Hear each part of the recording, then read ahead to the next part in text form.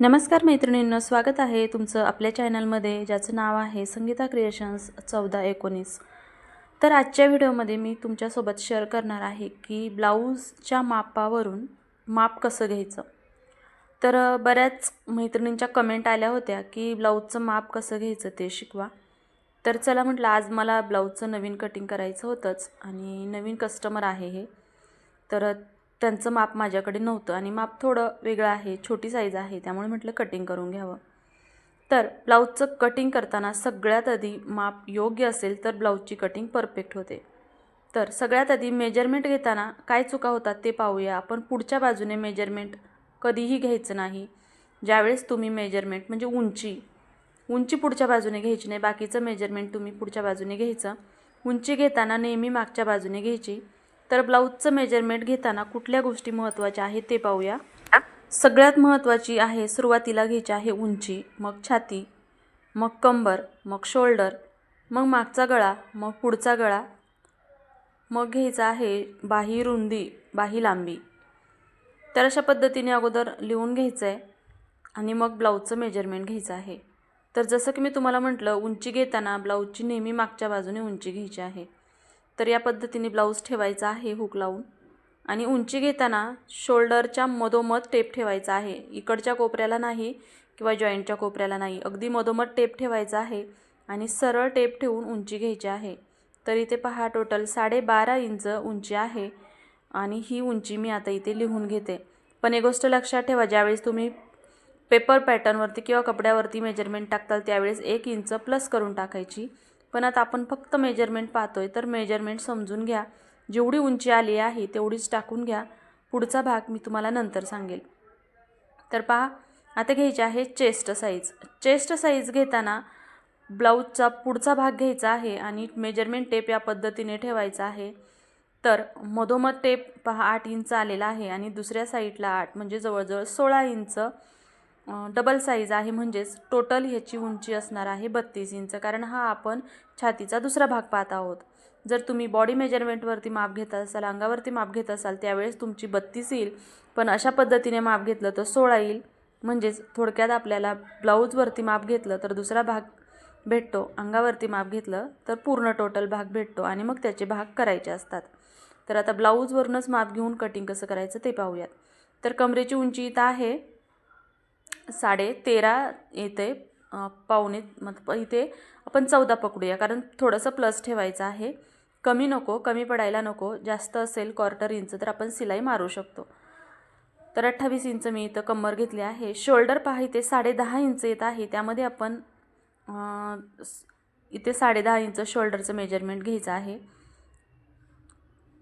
आता पुढच्या बाजूला अर्धा इंच, म्हणजे जिथं आपण स्लीव जोडली तिथे अर्धा इंच सोडायचं आणि इकडच्या बाजूला अर्धा इंच, असं टोटल 10.5 इंच शोल्डर येत आहे। तर तेही इथं मेजरमेंट करून घ्यायचं आहे।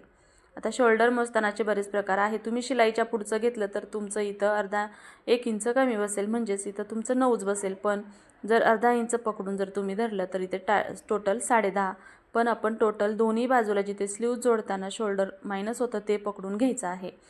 त्यानंतर मागचा गळा इथे आहे 5-8.5 इंच। तर आता इथे मेजरमेंट टाकताना आपण 8.5 इंचच लिहायचं आहे, पण वरती इथे मात्र तुम्ही अर्धा इंच मायनस होणार आहे, ते आपण मेजरमेंट टाकताना पाहूयात।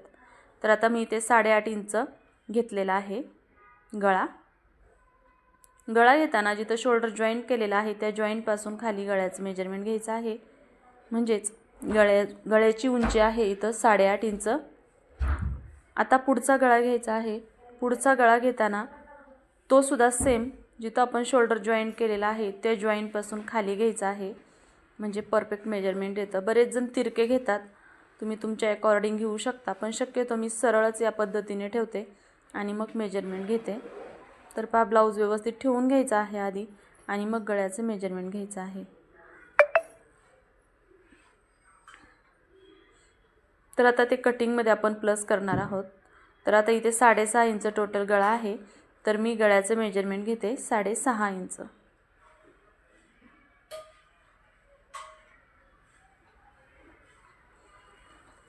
आता पाहणार आहोत आपण बाही लांबी। बाही लांबीसुद्धा शोल्डरपासून पुढेच मोजायला स्टार्ट करायची आहे। तर पहा, इथे टोटल 4.5 इंच बाही लांबी आलेली आहे। बाही लांबी मोजताना शोल्डरचं जॉईंट आहे त्या जॉईंटच्या अगदी सरळ मधोमध टेप पकडायचा आहे, खाली वरती पकडायचा नाही, कारण बाहीचा आकार खाली वरती कमी झालेला असतो. शोल्डरच्या जॉईंटच्या समोर धरायचा टेप आणि मग बाहीची लांबी घ्यायची. त्यानंतर दंडघेर घ्यायचा असतो. तर ब्लाऊजवर माप घेताना दंडघेराचा दुसरा भाग भेटतो. तर इथे टोटल आलेला आहे 5.5 इंच.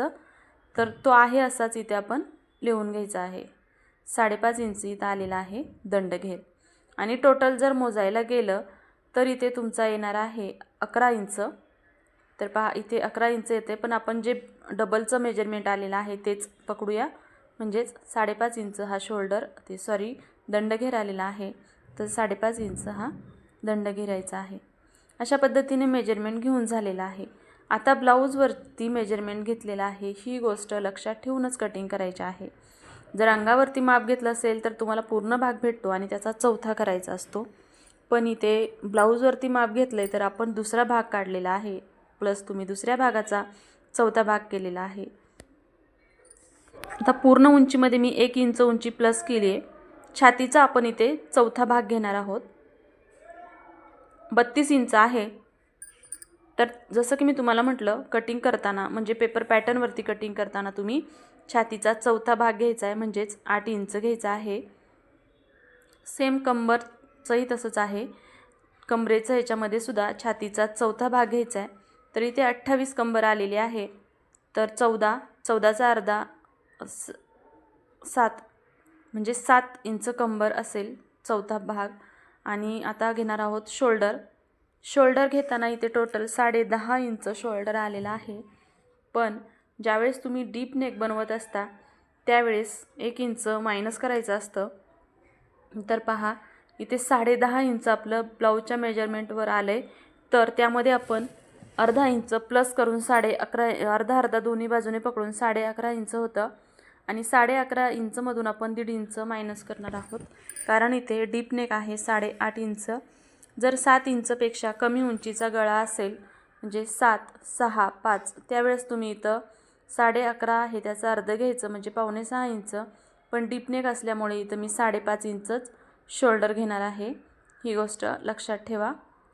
मागचा गळा आहे, मागच्या गळ्यामध्ये फक्त अर्धा इंच प्लस करायचा आहे 8.5 आणि त्यामध्ये प्लस अर्धा इंच करायचं 9 इंचाचं उंची टाकायची, म्हणजे शिलाई करून बरोबर अर्धा होतं. तसंच पुढच्या गळ्याचं सुद्धा सेम आहे. आणि शोल्डरचं इथे 5.5 इंचच टाकायचं आहे. तर चला मैत्रिणींनो, तुम्हाला ब्लाऊजवरून मेजरमेंट कसं घ्यायचं हे समजलं असेल. तर कटिंग कसं करायचं आहे याचा व्हिडिओ उद्या टाकणार आहे, त्यासाठी व्हिडिओ उद्याचा नक्की पहा.